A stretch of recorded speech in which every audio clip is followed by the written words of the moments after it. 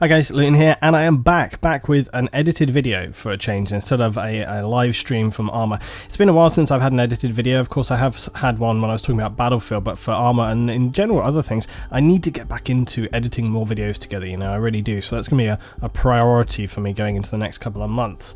But I might talk about that for my Patreon followers on another video. If you guys want to find out about my Patreon project, then just have a little look in the link down below.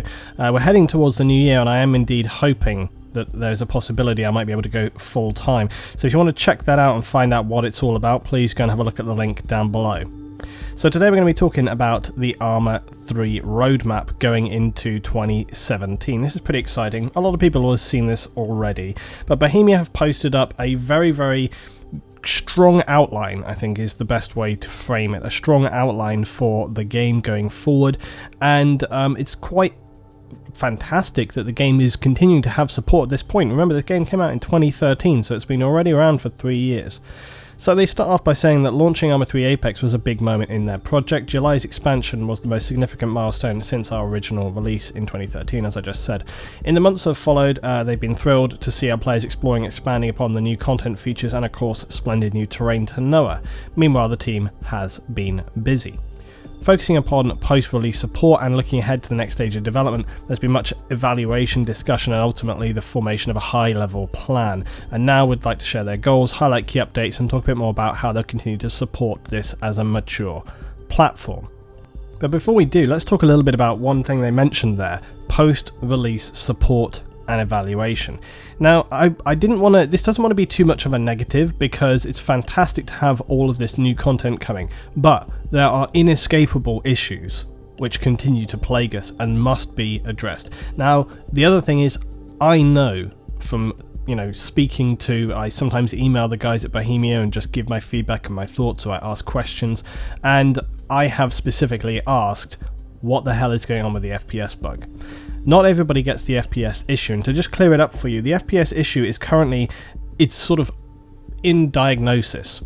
They haven't been able to pinpoint exactly what is causing it as far as I am aware, and it seems to plague people who have different systems, different situations.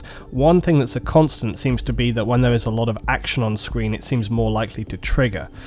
But nonetheless, the FPS issue still exists, and it's just, what it seems to be is a memory leak. Okay, so what's happening there is the game just seems to go into kind of a memory loss spiral, and then it just locks, which is why you drop frames to like 2 or 3. Whenever you get the FPS bug, if you actually bring up your task manager and look at the amount of memory that Arma is using, you'll see that it absolutely skyrockets when you get that issue happen.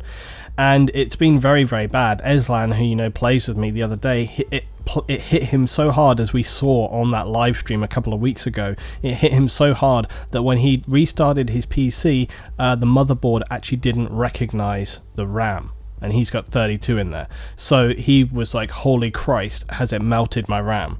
He had to take the sticks out, put them back in again, and then restart the computer, and it was fine. But that is disturbing and worrying.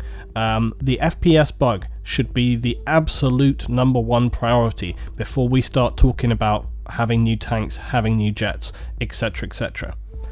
With all of that said, as people have highlighted in the past, developers have teams which work on different things.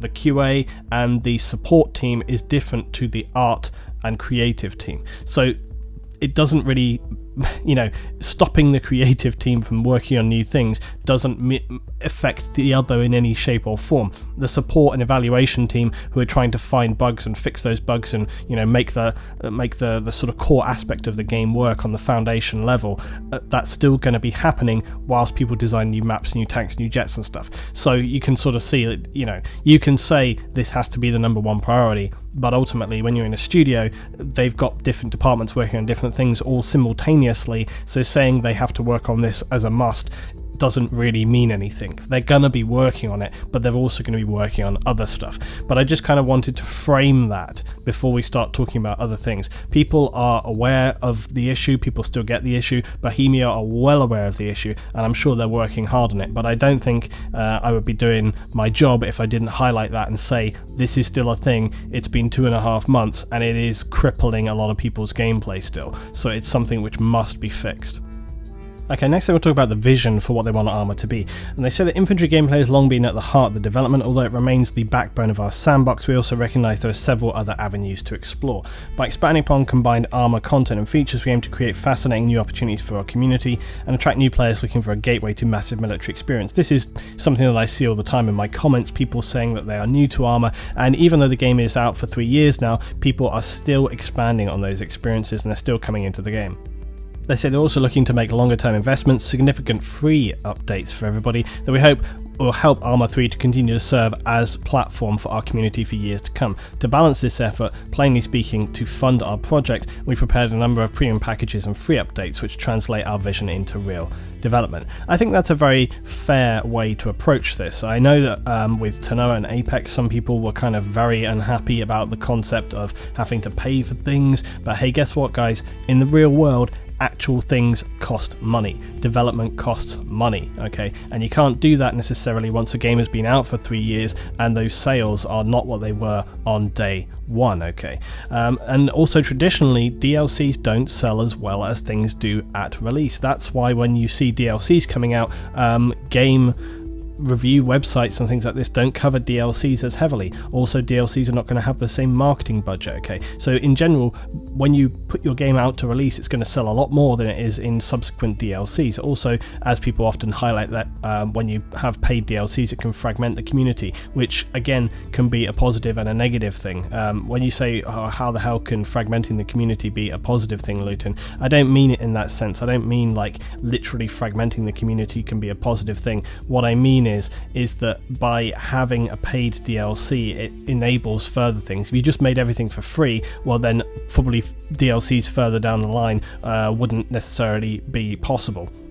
So when I say it's a positive thing, I don't actually mean fragmenting the community is a positive thing. I just mean paid DLC can actually be a positive thing. But in terms of fragmenting the community, obviously that's a negative thing. It means that you can have less people playing. It means that in terms of connecting those experiences together, it can often be more difficult to do so. It means that the newer players maybe can't connect with some of the more veteran players. So there's a variety of things that are going on there. But nonetheless, you have to accept that you have to pay people to make this content, and that's just a fact of life. So better that they just kind of have that facility to get on with it. But it's great that they see the balance there. It's great that they are saying like, look, yeah, we are going to put some stuff out there that's paid for, because we know that the people that want it are going to pay for that, and that's going to help us, fund our projects. But at the same time, we are going to put some free content out there. So they're kind of approaching this in a fairly holistic view, and I think that's really good.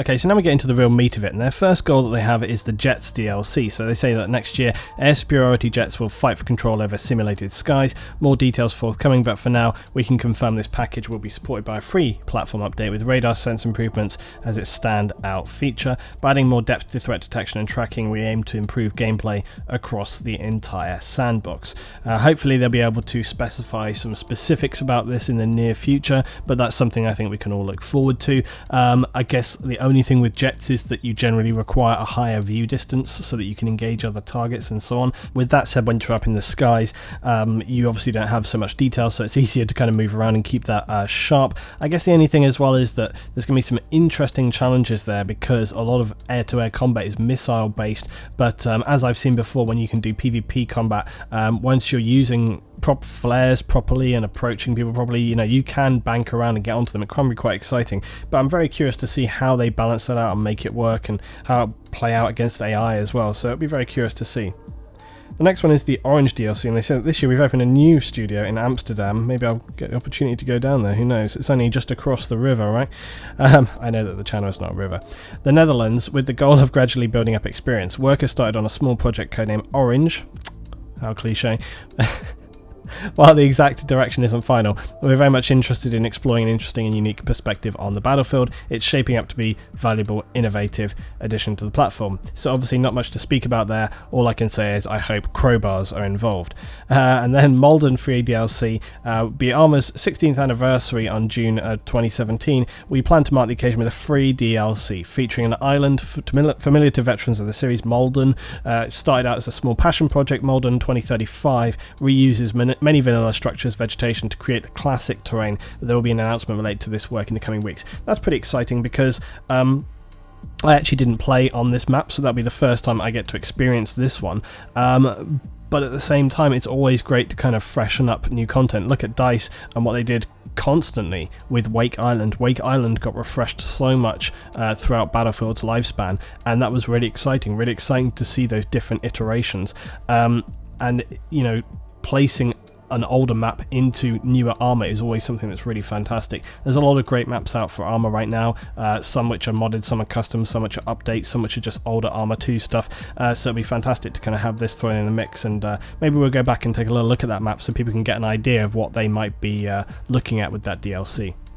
Moving on, they've also got a TAC Ops DLC, and they said that later next year we're aiming to present players with a package of playable content called Tactical Operations that focus upon challenging, replayable, authentic military gameplay, which makes the best use of our sandbox. This development is an opportunity for us to learn how to continue to support the platform, fund our project, and offer valuable new experiences for players. I'll just talk a bit about the tanks as well. We round off this roadmap with an ambitious goal, overhauling the experience of armoured combat in Arma 3. This package will follow our well-established model, a set of premium assets, which brings something new to the sandbox, supported by platform improvements and additions for everyone for free. We encourage our community to share their own wishes on the topic as well, and I definitely intend to do this. I'm actually going to kind of combine those two things together, but I mean the whole project and the roadmap in general is something which we'll be talking about further. But the TAC Ops DLC, that's pretty exciting. I wonder specifically what they're going to focus on. Are they hoping to see more kind of content in a sort of Rainbow Siege